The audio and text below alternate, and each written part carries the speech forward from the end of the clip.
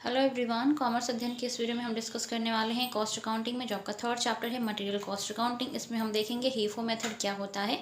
तो अगर हम बात करें हीफो मेथड के फुल फॉर्म की तो ये होता है आपका हाईएस्ट इन फर्स्ट आउट।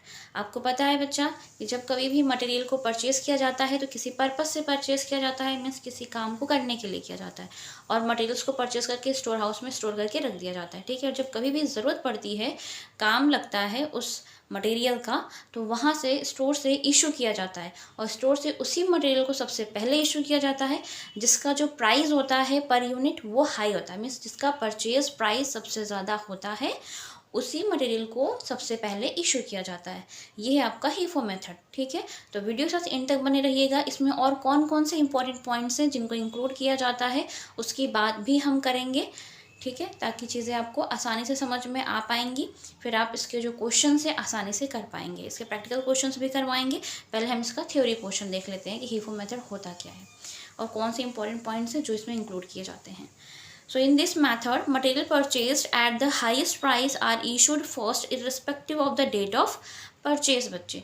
तो यहाँ पर जो भी आपका मटेरियल परचेज किया गया है इस मेथड के थ्रू, उस के हम बात करें तो सबसे पहले उसी मटेरियल को यहाँ पर इशू किया जाएगा जो प्राइस में सबसे हाईएस्ट होगा।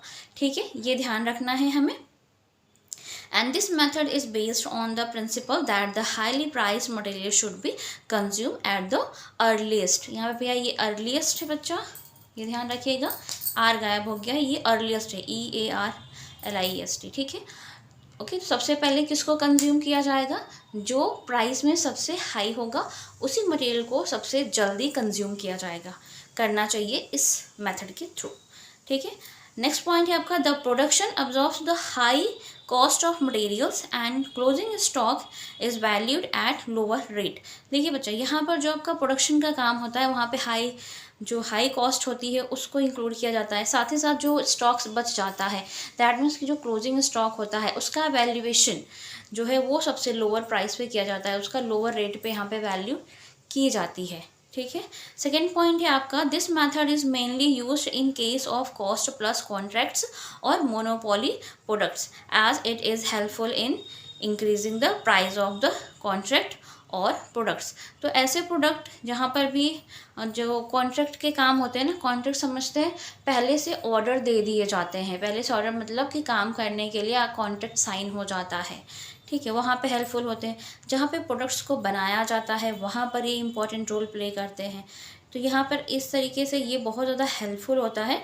ठीक है, जो भी आपकी प्राइस अगर इंक्रीज़ हो रही है तो उस टर्म में ये वाला जो मेथड है इंपॉर्टेंट रोल प्ले करता है। कॉन्ट्रैक्ट्स एंड प्रोडक्ट्स की अगर प्राइजेस टाइम टू टाइम बढ़ रही हैं तो वहाँ पर यूज़ करना इस मेथड को हेल्पफुल होता है।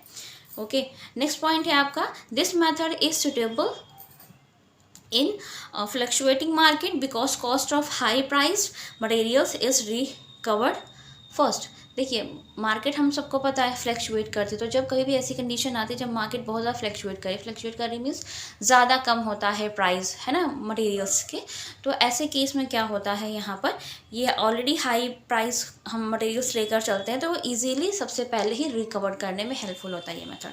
ठीक है, then however the method has not been adopted widely. इस मेथड को वाइडली एडॉप्ट नहीं किया जाता, मीन्स हर किसी के लिए एडॉप्ट करना इंपॉर्टेंट नहीं होता है और ना ही वो कर पाते हैं। ये ज़्यादातर जैसे कॉन्ट्रैक्ट टाइप के काम होते हैं ना, जिसमें आप कॉन्ट्रैक्ट साइन करते हैं, ठीक है, प्रोडक्ट्स को बनाते हैं कॉन्ट्रैक्ट ले करके, तो वहाँ पर ही इस मेथड को एडॉप्ट किया जाता है, वहाँ पर ज़्यादा हेल्पफुल होता है। हर जगह ये यूज़ नहीं हो पाएगा। ठीक है बच्चा, तो ये आपका हीफो मेथड। एंड अभी हम इसी वीडियो में बात कर लेते हैं एक और मेथड की, जो कि है बेस स्टॉक मेथड क्या होता है। ठीक है, सो बेस स्टॉक मेथड की अगर हम बात करें तो यहाँ पर एक मिनिमम लेवल ऑफ जो स्टॉक है वो हमेशा अवेलेबल होता है स्टोर हाउस में, उसको मेंटेन करके रखा जाता है। तो चलिए इसकी भी देख लेते हैं ऐसे कौन कौन से पॉइंट्स हैं जिसको इंक्लूड किया जाता है। So under this method a certain minimum stock of material at a specific rate is always maintained and movement of stock takes place above this minimum base stock. ठीक है बच्चा, तो अगर हम बात करें तो एक निश्चित मात्रा में जो स्टॉक है मटेरियल का उसको पर्टिकुलर स्पेसिफिक रेट के अकॉर्डिंग हमेशा मेंटेन करके रखना इम्पॉर्टेंट होता है। ठीक है, उसके स्टॉक्स को जैसे ही अगर वह उसका स्टॉक जैसे ही ख़त्म होता है, मान लीजिए कम हो रहा है, वैसे ही और स्टॉक्स को लेकर आ जाते हैं उसकी जगह पे, उसको रखा जाता है, उसको मेंटेन करके रखा जाता है। ये इम्पॉर्टेंट होता है क्योंकि बेस स्टॉक का मतलब ही है कि वो मिनिमम लेवल ऑफ स्टॉक जो है मटेरियल्स का वो अवेलेबल होना चाहिए स्टोर हाउस में। ठीक है, this method is useful in those industries where raw materials are the basic materials for example देख लेते हैं। देखिए यहाँ पर ये जो मेथड है कहाँ पर यूँ, तो उन इंडस्ट्रीज़ के लिए ज़्यादा इम्पॉर्टेंट होता है जो रॉ मटेरियल का बेसिकली यूज़ करती हैं अपने प्रोडक्ट्स को बनाने के लिए। तो जैसे हो गए यहाँ पर लेदर, बात करें जो लेदर इंडस्ट्रीज़ हैं, लेदर यूज़ करके मान लीजिए बैग्स बन रहे हैं, शूज़ बन रहे हैं, बेल्ट्स बन रहे हैं, है ना, रॉ मटेरियल होता है ना लेदर। तो यहाँ पर ये बहुत ज़्यादा हेल्पफुल होगा। सेकेंड है ऑयल रिफाइनरी। ऑयल रिफाइनरीज जितनी भी होती हैं वो भी क्या करती हैं कि एक रॉ मटेरियल से एक फिनिश प्रोडक्ट को रेडी करती हैं।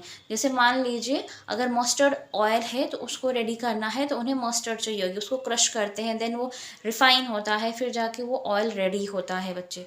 ठीक है, क्रूड ऑयल हो गया। इसी तरीके से जो भी ये इस टाइप की इंडस्ट्रीज़ होती हैं जिनका काम होता है रॉ मटेरियल को यूज़ करते हुए फिनिश प्रोडक्ट को रेडी करना, है ना, तो वो ये जो मेथड है उनके लिए बहुत ज़्यादा सुटेबल होगा। Where production process is of a longer duration and maintaining minimum stock is essential. देखिए यहाँ पर जो ये आपका ये जो इंडस्ट्रीज़ है, चाहे वो लेदर इंडस्ट्रीज़ हो, चाहे ऑयल रिफाइनरीज़ हो, यहाँ पर जो भी प्रोसेस होता है ना वो काफ़ी लॉन्ग टर्म के लिए होता है ना, काफ़ी लॉन्ग ड्यूरेशन के लिए होता है। तुरंत तो काम होता नहीं। यहाँ पे वो पहले मस्टर्ड को परचेज करते हैं, मस्टर्ड को क्रश किया जाता है, कई सारे प्रोसेस से होकर वो गुजरता है, फिर वो ऑयल बनकर रेडी होता है बच्चा।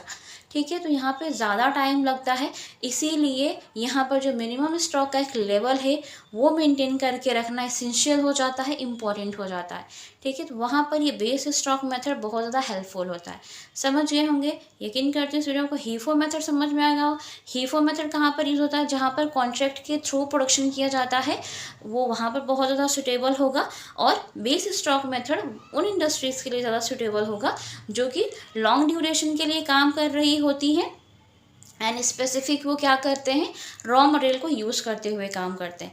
ठीक है, तो अगर वीडियो अच्छी लगे तो लाइक ज़रूर कीजिएगा, फ्रेंड्स के साथ शेयर करें। चैनल पर हमारे नए विजिटर हो चैनल को सब्सक्राइब कर लें, साथ ही साथ बेल आइकन को प्रेस कर लें ताकि आने वाली वीडियोस की नोटिफिकेशन आपको बिल्कुल टाइम पर मिलते रहे। सो आज वीडियो में इतना ही, मिलते हैं नेक्स्ट वीडियो में, तब तक के लिए take care and thank you so much for watching this video.